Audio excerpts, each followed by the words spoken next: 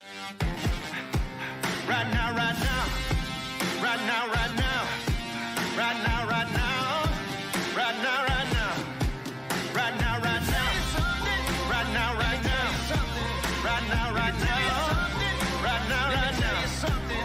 now, right now. Right now, right now.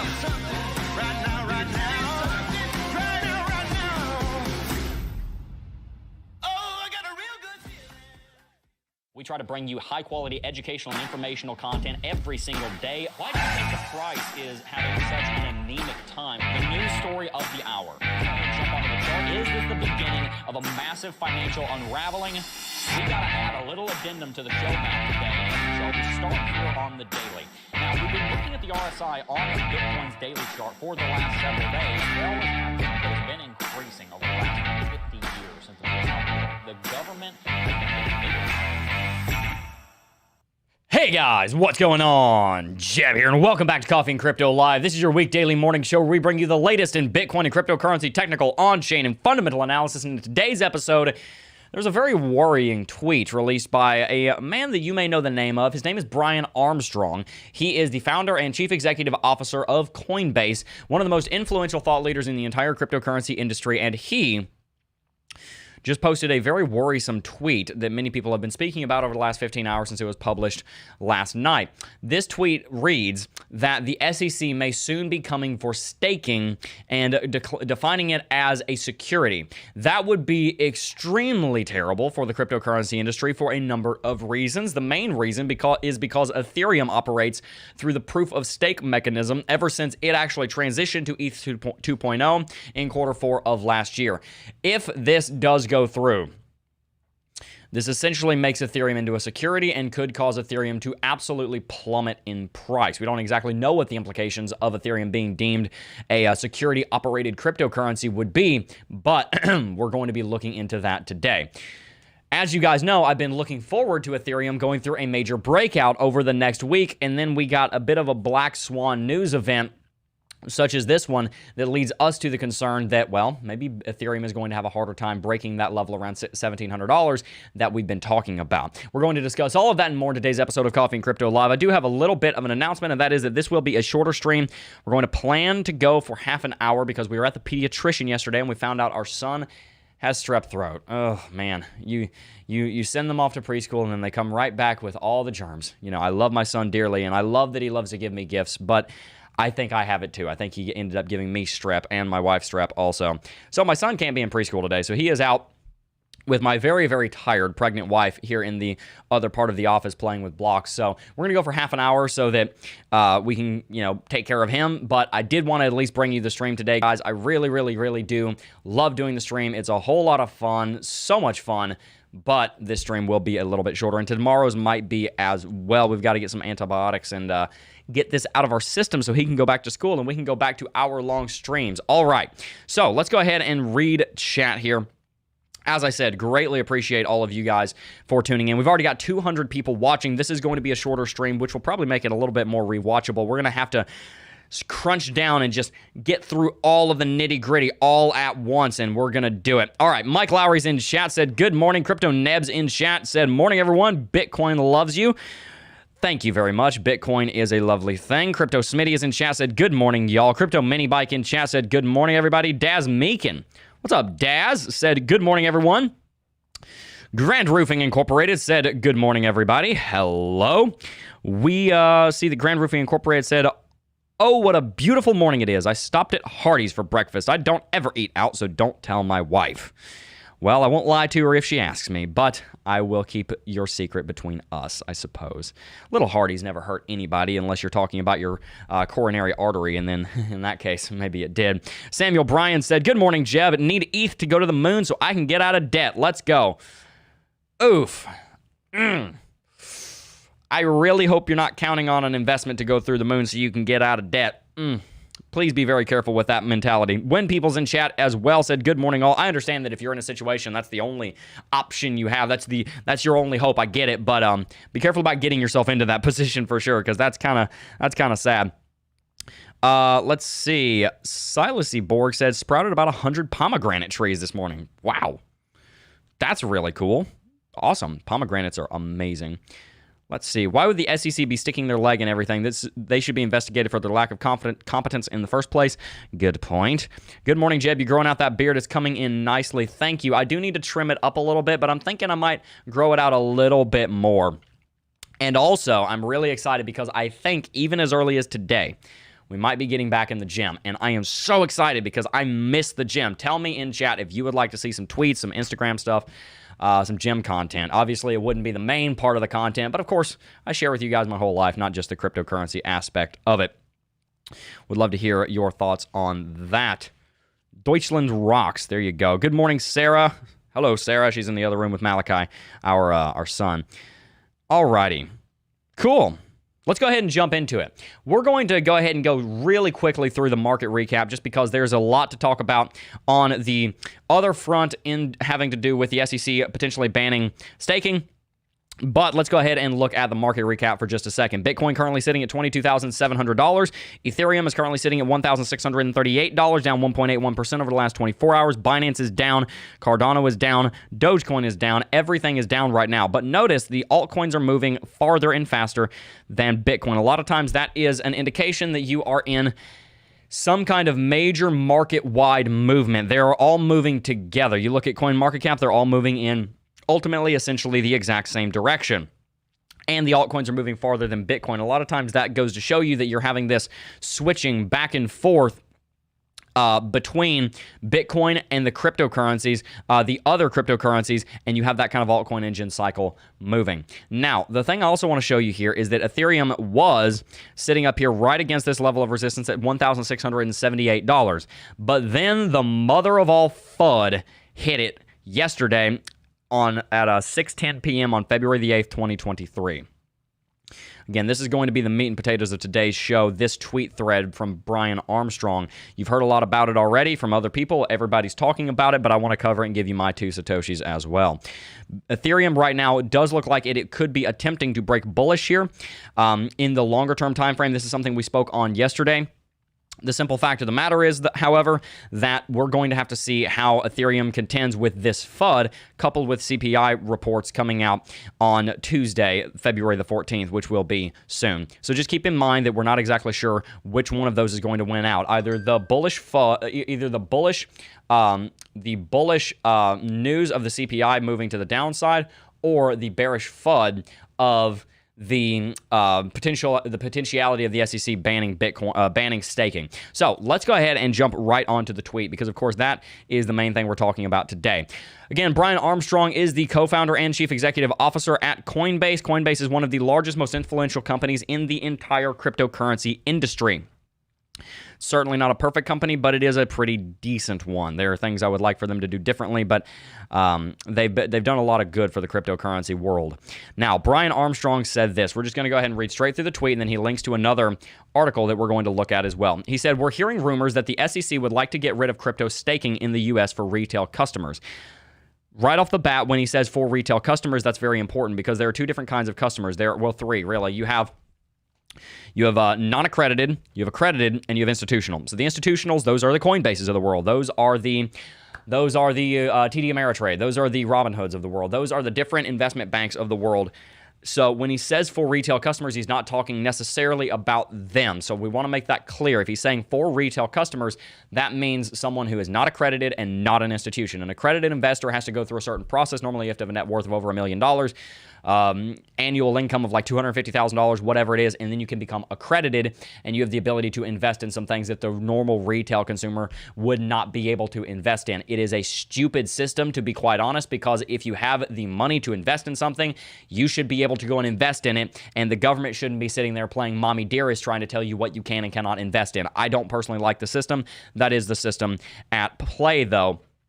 So when he says for retail consumers, for customers, he's talking about non-accredited, non-institutional investors. That would be the average layman not being able to invest in crypto. And of course, that is who crypto was designed for. Crypto was not designed for the guy that has $3 million in his portfolio. The cryptocurrency industry was not built for, well, at least the Bitcoin market, I suppose, the Bitcoin blockchain was not built for TD Ameritrade, Morgan Stanley, Dean Witter, all these different major companies that want to invest in crypto and make $100 million, it was made for the little guy. So saying it would be gotten rid of for retail customers is a very big problem for anyone who is in the retail sector that wants to invest in something like an Ethereum or a Cardano, which Charles Hoskinson weighed in on this as well. We'll talk about that in a second. But this is a really, really, really big problem if this is true. So hopefully, as he says here, his rumors are not false. I hope that's not the case, as I believe it would be a terrible path for the United States if that was allowed to happen. He makes a lot of great points here that we're going to jump into. Staking is a really important innovation in crypto. It allows users to participate directly in running open crypto markets. That is true. Staking by proof of stake, the proof of stake protocols, are one of the major ways that the public in cryptocurrency is able to actually get involved in these different projects such as Ethereum. Staking brings many positive improvements to the space, including scalability, increased security, and reduced carbon footprints, especially the reduced carbon footprints one with all of the ESG movement that's going on right now, where different stocks and different companies are trying to compete and see who can have the lowest carbon footprint, who can have that little carbon neutral since 2000 whatever at the bottom of their webpage. That is what everybody's competing for right now. So Ethereum, obviously moving to proof of stake, gives it an advantage. What the government can end up trying to do, and what certain people that don't like crypto can end up doing, is they seemingly through this avenue can attack Ethereum because it's a security. It's not, by the way. But they could say it's a security, and then they can go over and attack Bitcoin and say, well, it's using so much electricity, it's not carbon neutral, it is a terrible, terrible thing. And then they have an argument against all of cryptocurrency. This really is starting to look like the foundation of the political argument against cryptocurrency. The fact is, when anything becomes significant enough in a society, it eventually becomes political. Whether it's sports, whether it's obviously who you're voting for, whether it's national security, whether it's foreign policy, which is the broader realm that national security falls under, whether it's monetary policy, fiscal policy, whether it's relations with a certain nation, whether it's the water crisis in the southwestern United States, whatever it is, when it becomes big enough, eventually it becomes a polarized political issue in the United States because we have a two-party first-past-the-post democratic ballot system. So that is why in the United States, everything becomes political. Eventually, cryptocurrency was always going to get political, and eventually cryptocurrency was always going to fall on one of the party lines. Unfortunately, but true. It seems that the people that are trying to fight against crypto, and that's on the left and on the right, are trying to make a few different arguments. Number one, they're trying to say it's a national security threat because it is an direct competitor to the U.S. dollar. I would say that is not a direct threat to the direct competitor to the U.S. dollar, because Bitcoin, as much as I love Bitcoin, does not have the liquidity to liquidate to lubricate the entire global supply chain that it would be able to replace the United States dollar as the $100 trillion oil that keeps the entire thing running. It just can't do it. Bitcoin is not a big enough system, and it won't be even if it increases by 2 orders of magnitude in size to be able to do that. It's not a direct threat to the hegemony of the U.S. dollar, as a lot of people will tell you. Maybe in 100 years. But that's a long way off. That is not going to happen in our lifetimes. And I know a lot of the people watching this show are very young and have very long life expectancies, because I hope you take good care of yourself. The other argument that people make is, of course, that it is a direct problem for the carbon footprint. The other concern that people bring up is, as you see here, the securities concern. All of these are bupkis. There is one argument against cryptocurrency that is valid, and that is that a lot of cryptocurrencies are completely and totally useless and were built as Ponzi schemes. So that's true, but the big cryptocurrencies were not. They are very, very solid projects, and Brian Armstrong is about to explain a couple of very important things, especially on the national security front and on the staking front. Moving on, Brian Armstrong said, staking is not a security. Here's a good primer. Not going to read through this entire article because I just simply don't have time, but this does a great job of breaking down why Ethereum's new staking model does not make Ethereum a security. If you want to pause and read this, you can. If you don't want to go ahead and pause and read that, that's fine. You can go to Brian_Armstrong on Twitter and just go check it out. It's over on paradigm.zizzy. All right, moving down, he says this. We need, and this is probably the most important tweet in this entire thread, believe it or not.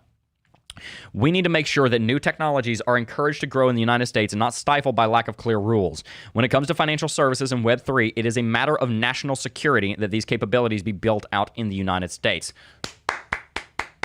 Brian Armstrong knows the system, and he knows what's going on politically if he said that. Here's why.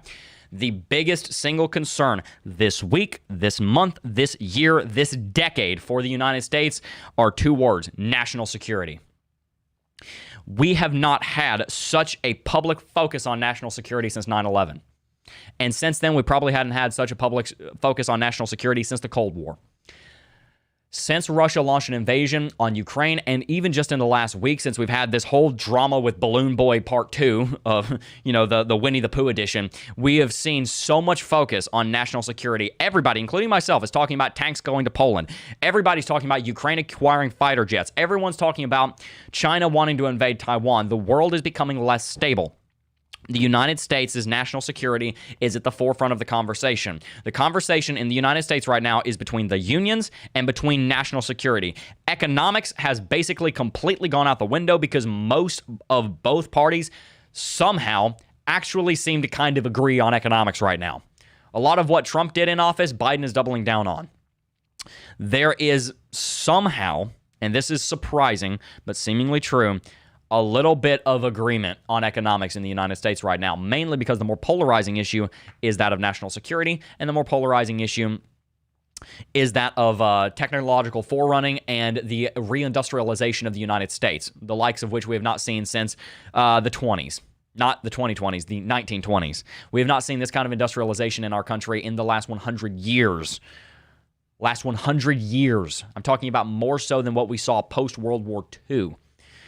So, if Brian Armstrong can convince the public, and this is where you come in, and what he's saying is absolutely true, by the way, if he can convince the public that Bitcoin being developed and crypto being developed in the United States is a matter of national security and is critical to the reindustrialization of the United States and maintaining our technological edge, then that shifts the entire balance. That changes the conversation. That no longer makes Ethereum look like the bad guy because, boogeyman security that's unregistered. Now the conversation is, okay, if there's a problem there, how do we work with that? Because Ethereum, Bitcoin, these other cryptocurrencies being developed in the United States is absolutely paramount to national security. You know why? You don't want another nation getting all of the code added into a mechanism like Bitcoin or Ethereum or some other, because those different countries do not have the same interests as the rest of the free world. You've got a few different countries that are going rogue against the New World Order, as George Herbert Walker Bush put it in 1992. That being Russia, China, North Korea, Iran. Those are about the main four. And then you have a few more in there that are kind of, messing around, trying to choose their sides, India being one of them, Indonesia, Malaysia. But for the most part, the West is the one that is running the world right now, and the rest of the world follows them. So, if Bitcoin becomes an issue of the United States wants to stay on top, the United States wants to remain the hegemon power of the world, the hegemon superpower of the planet, then cryptocurrency becomes an important part of that. If Brian Armstrong in that tweet can convince the United States of that, that's a pretty solid defense, because people care a lot more right now about national security and the reindustrialization of the Rust Belt and of the southwestern United States and the blue-collar working class than they do about some random unregistered security that's been doing just fine for the last 14 years. All right, moving on. You see why I said that's one of the most important tweets here.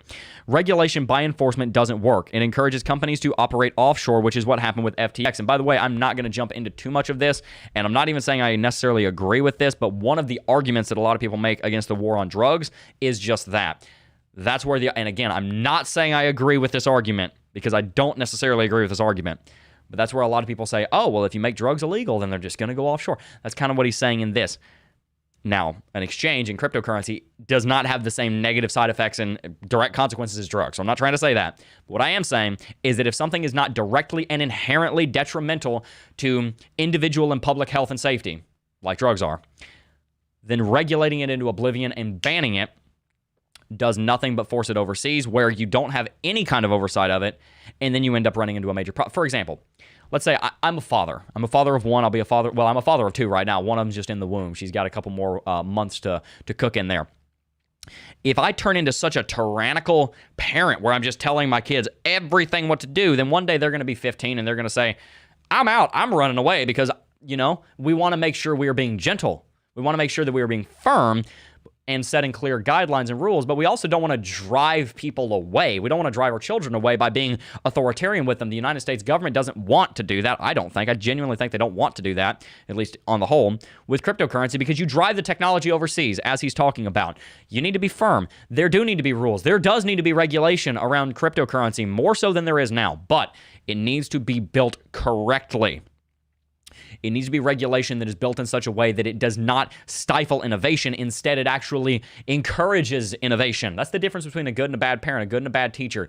A good parent, a good teacher is someone who sets firm boundaries, but also, yes, encourages. And that's their main focus, is the encouragement. That's what the United States government's job is. Not to be a parent. Not to be a parent. Let me be very clear on that. A lot of times government acts like a parent, and it shouldn't. But in that area, the government's job is not to stifle and condemn and quash innovation. Instead, it is to encourage innovation. And that would certainly be the hope. All right, final part of the tweet thread here.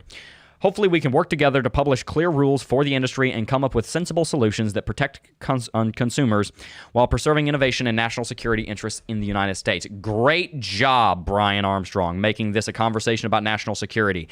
That was an ace, and you just pulled it out of your sleeve. Thank you. We should all thank Brian Armstrong for making it about national security, because it is about national security.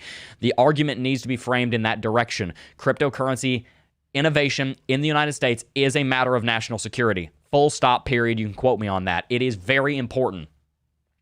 It is very, very, very important that Bitcoin and cryptocurrency be developed in the first world, where there are not active, I can't say that word, but it starts with a G, going on in certain countries. On YouTube, I can't say that word.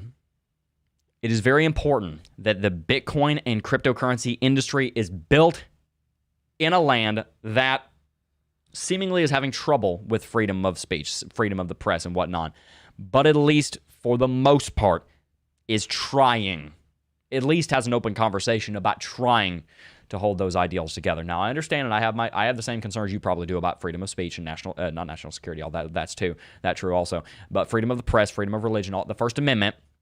But at least we have a First Amendment. There's not a single other country in the world that does. The United States is the last and only bastion in the world with the First Amendment rights that we have, enshrined in the Constitution, put at number 1, because we understand how relevant and important they are to a free market economy, but also, more importantly, to a at least somewhat just democracy, as just as it maybe can be in this world without Christ being on the throne. Of course, there's plenty of injustice. We've seen plenty of it. But the United States has a lot better than most nations. So, it is a matter of national security. What do a few other people have to say about it, though? Let's go ahead and read some of the responses.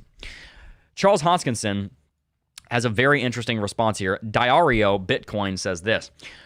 Diario Bitcoin said, Charles Hoskinson, thoughts. IOHK, input, output, Hong Kong. Ethereum staking is problematic. Temporarily giving up your assets to someone else to have them get a return looks a lot like regulated products. Slashing in bonds, not so good. Non-custodial liquid staking, on the other hand, is like the mining pools we've used for 13 years. We thought a lot about what makes sense for a sustainable proof-of-stake protocol that promotes control by the many instead of the few and creates a large decentralized environment. Locking funds, encouraging centralization, and poor protocol design hurts the industry as a whole. It's sad that all proof-of-stake protocols might get lumped together due to a fundamental misunderstanding about the actual facts of operation and design. It's like comparing 3 Mile Island to a modern 4th-generation nuclear reactor because they both use the word fission. I would say that's actually a very, very, very good analogy, because the point is people are arguing over the word that defines the mechanism rather than looking at the nuance of the actual engineering behind those protocols. So what Charles Hoskinson is basically saying here in a lot of, in his typical fashion, a lot of detailed sciencey talk is that Ethereum and Cardano are fundamentally built differently. And the reason I'm showing what Charles Hoskinson said here is because it's the thing that shows up right under Brian Armstrong's tweet, not because I love Cardano, although I do love Cardano. Charles Hoskinson is basically saying, look, Ethereum is built fundamentally different than Cardano. Ethereum is a cryptocurrency that has a lot of centralized aspects on it. Charles Hoskinson is trying to say that they have a mechanism that's very much more decentralized, and that does make a difference. And he's right, that does make a difference, because you can't argue that something's a security if it's decentralized, because who in the world is the one actually generating the profits from the security? Who's the common entity? We've talked about securities law, security, the definition of what a security is. There is a common party involved in a security. If there's true decentralization, then you're not going to be able to have that. All right. So let's go ahead and read some chat. I'd love to hear your thoughts on all of this. Again, this is a rumor that Brian Armstrong is saying is just a rumor. We don't know what's going to happen.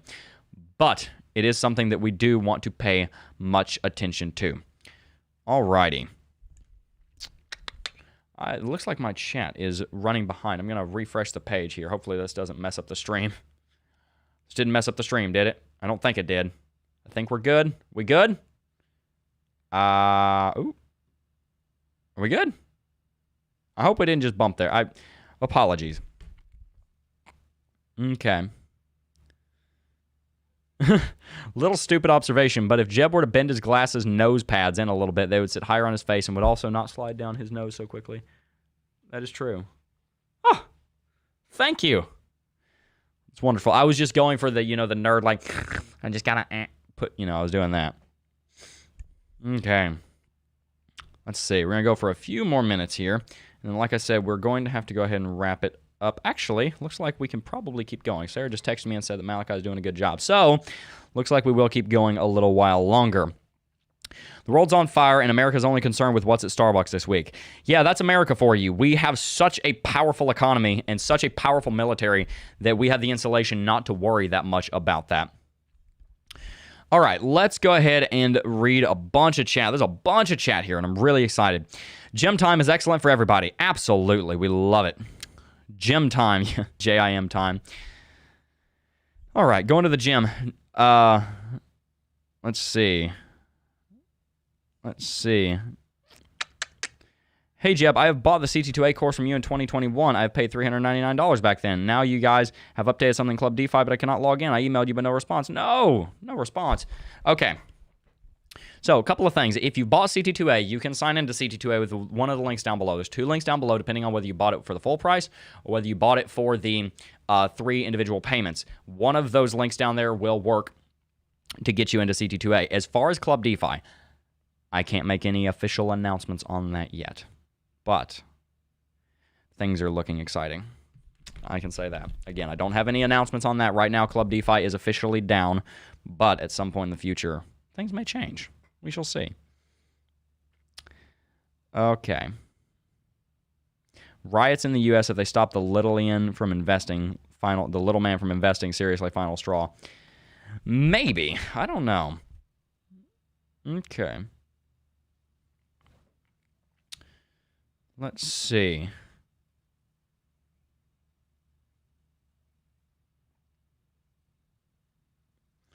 All right. Smash the like button and give some support and respect to Jebb as he sacrifices his time to bring us this awesome content. Thank you, Shadrach Frost, and shout out to you, Shadrach. Did we ever read green names this morning? I think we did. Queen's in chat.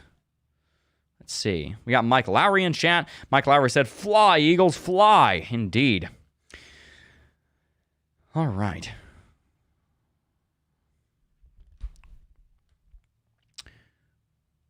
Pick your battles. Absolutely. We don't want Brian Armstrong coming up with any rules or regulations. Fair enough. I don't know if he wants to do that either. The last time that somebody did that, they ended up becoming a pariah. That would be Sam Bankman-Fried. Let's see. The greatest transfer of wealth is imminent. Absolutely. Government is the G word. That's not the word I was going for. And yes, I was pointing fingers at the Russians and the Chinese. Don't diss Hoskinson. There's an argument in chat about Charles Hoskinson. All I know is that I have interviewed Charles Hoskinson. I've met the man. I think he's a decent guy, but I also don't know him that well. Replace those nose pads with more sticky ones. That's quite the conversation, my nose pads. There we go. Starbucks coffee is bitter unless you get all the fat and sugar in it. During pandemic, heart disease was more than doubled. I wonder why. Ugh. Cold brew at home is the way to go. Man, so I have been off of caffeine now for almost 3 weeks. I've had, and it was Starbucks, I've had coffee one time in the last 3 weeks. It's probably saved me a lot of money, saved me a lot of time, and saved me a lot of headache. Literally. I need a sound. I need like a button over here on my stream deck that's just the symbol clap, whatever it is. Bitcoin Trini said, what's going on? Bring your own beans. BYOB, bring your own beans. There you go. I like Cardano, but it's definitely not decentralized as Bitcoin is a very different way the world... It is very different the way it was released into the world. Yes, Bitcoin is by far and away the most decentralized major cryptocurrency in the industry. It's a strange coincidence the SEC is going after staking months before the next Ethereum upgrade when rewards will finally be available to unstake. Proud of you, Jebb, said Queen. Thank you. Yes, that's a very good point. I grind my own beans and use a French press. I love the French press. I have a French press. I've actually been drinking a lot of cardamom tea. Yes, the children came back to school after the pandemic year. Huge. It was very sad. I'd say half had gained bad weight. I actually started going to the gym during the pandemic, so I actually started getting a lot more healthy during the pandemic, but a lot of other people did not have that change. Jebb is crypto dad, too. You know what's funny? You know how we used to have a sponsor named I Trust Capital? Still love the company. We're not currently sponsored by them, but I think they still have a good product. Like I said, we always take sponsors that we believe in. They sent me a hat before they knew that I was getting married and I was going to be a dad. And they sent me a hat and it said Crypto Dad and Crypto Mom. So now Sarah and actually, I don't know if we still have the Crypto Dad or I think we may have gotten rid of one of the hats because we're pretty minimalistic when it comes to keeping stuff. I had a hat for a while. I don't know if I do anymore, but I had a hat for a while that said Crypto Dad on it. And I was like, yeah, I'm the Crypto Dad. Awesome. Yeah. Same Jebb. I was running 5 miles several times a week. Woo! Wah, wah, wah, wah. Sound effect from the TV show Archer when he tells a corny dad joke. Wah, wah, wah, wah. That one. Since the gym was closed. Right. I started going to the gym at the very beginning of the pandemic, like literally at the beginning of the pandemic, and I was telling the person I was there with, I'm like, this is going to get bad, and here's what's going to happen. This pandemic is going to infect 100 million people. And it's going to end up causing a huge amount of inflation in the US dollar, and that's why you should buy Bitcoin. I was preaching Bitcoin. Jebb, much love to you and your family. You were the first channel I found when I got into crypto around May of 2021. Your info and TA has been very helpful. Thank you and keep up the good work. Thank you guys so much. Look, while we've got a little bit of time here, because we actually have gone over the planned content, but I'll probably look into some other cryptocurrencies while we're live. I just want to talk to you guys a little bit about content ideas because I'm really excited about different content that we can end up doing. I really want to start making videos probably about once a week that are really, really, really high quality, that are really well researched, that are highly edited. And I want to be, I just got a great thumbnail, all of that, the whole 9 yards. I really just want to make some really great videos because honestly, what we've always done here on the channel is we've gone for not quantity over quality because I like to think that our content is actually pretty quality, but not to the standard that I really want it. I want some really, really, really good content that just like, man, okay, so you tell me if you know what I'm talking about. There are certain YouTubers, you watch them post a video, they post once a week, they post 2 times a week, they post once every 2 weeks, they post once a month, whatever it is. You see their video, Real Engineering, there you go, boom, there's an example. Not What You Think, Peter Zion, you guys know I watch him. A bunch of different content, and when they post, you're like, I'm grabbing popcorn. That's the kind of content I want to make. I want to make content here on YouTube where you guys look at the content, you're like, oh, that uploads here, I'm grabbing popcorn. That's like the definition of what I want you guys to say when the content comes out. I'm not talking about daily afternoon videos like we used to because we made those in about 2 hours.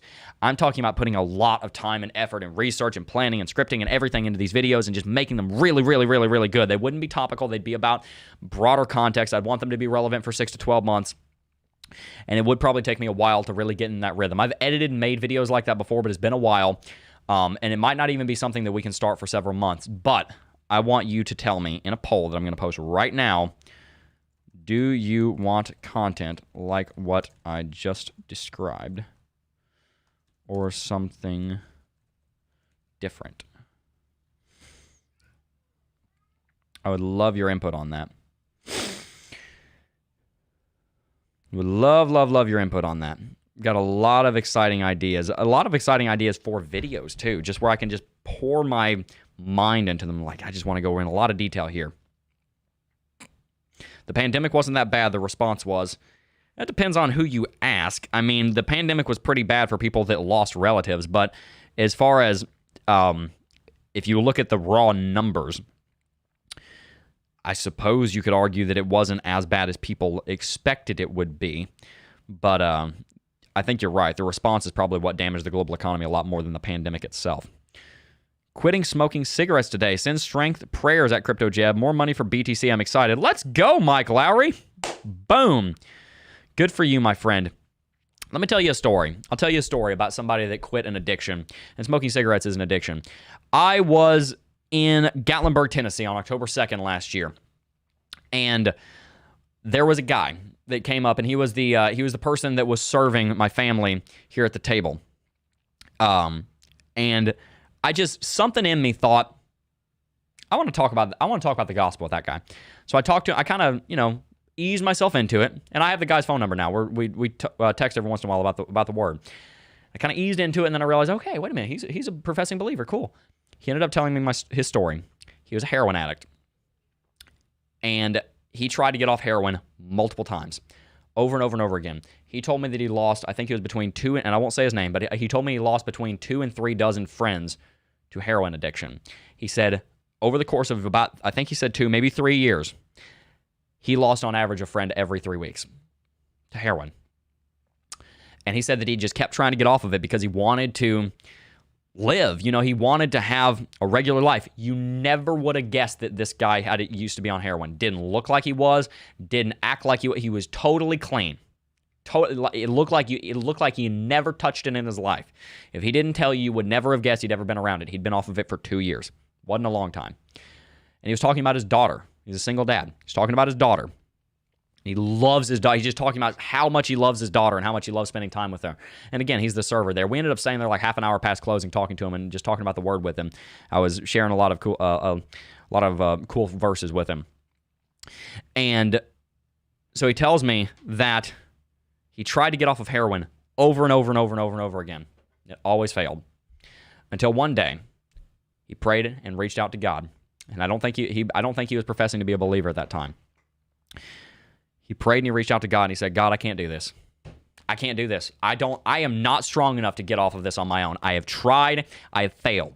Something to that effect. I'm paraphrasing, but this is the story. And he reached out to God and he said, God, I cannot do this in my own strength. Only you can take this from me. He was clean that moment. That instant he was clean. That very minute. Not a process started and 3 months later he was off of it. Never went back to it ever again. This is a man that was addicted to heroin for, I think, over 10 years. In an instant, as soon as he prayed that prayer, it was done.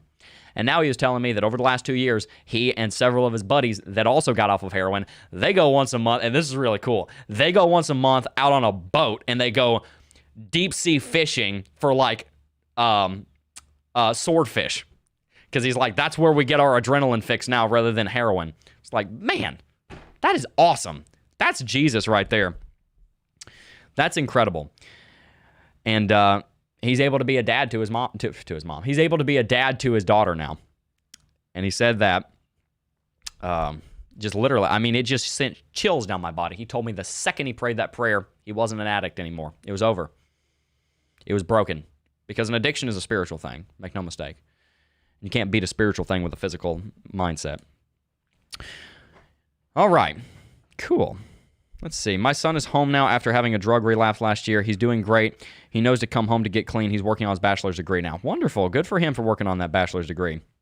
I just tuned in and we're talking about I'm sorry. It was a cool conversation. Like I said, we went over our content today, and we're probably going to talk about crypto here in a little bit, but I'm about to have to go. But I really appreciate all of you guys tuning in. Seems like you guys are really interested in that kind of content that I just described. 83% of you said yes. 83% of you guys said yes. Figure out how to get rid of Gary Gensler, and I would be an avid listener daily. Yeah. Fair enough. No elected or unelected official ever lasts forever, though, so just keep that in mind. All right, guys. Well, is the SEC going to ban cryptocurrency? Time will tell on that. We are going to have to pay, we're going to have to pray, not pray. We're going to have to, well, that's too, but we're going to have to pay close attention to what happens over the next several weeks, see if we have any kind of news coming into that point. And if we do, then we'll take it as it comes. But guys, I am going to have to go and wrap it out for right now. Like I said, we're all about to go to the doctor and try and get try and get some antibiotics probably to help with our throat and go get some other work done because I've got a lot of cool things I'm working on. There's a few things I'm working on that I'm hoping you guys will see over the next few weeks. For content ideas posted above, let's see. Web3 growth, AI integration with Web3. I believe esports and play to earn will be built in these platforms. Also smart contracts and blockchain tech. There you go. All right, guys. Really appreciate you guys tuning in. As I said, I'm going to go ahead and wrap it out. Before I go, I do just first want to thank each and every single last one of you for watching, as always. And I will see you guys in the next video. Peace.